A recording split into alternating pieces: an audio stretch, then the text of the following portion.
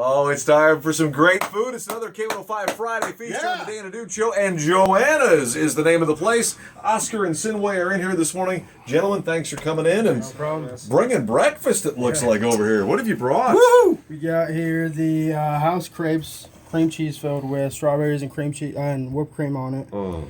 We got the Joanna skillet here. It's just kind of like garbage. You got steak, jalapenos, all of the veggies in there. Then we got a simple breakfast here, hash browns, bacon in the middle, and then eggs scrambled. Toast comes with that. And then our buttermilk pancakes, we get a lot of positive feedback. Oh, yeah, you do. I've had those, buddy. Those are good. And then we got more toast here for the Joannas. Look at that. Now, this is just a sample of what they have over at Joanna's. Tell us where you're located at. We're located in Leo Crossing, right next to the Rusty Spur down there. Oh, I think you probably all know where that is, don't you? Yes, mentioned it a lot. Well, this looks incredible, and I see you kind of got some stuff on there so it doesn't touch for his sake. Right? Joanna's another Friday feast right here from K105.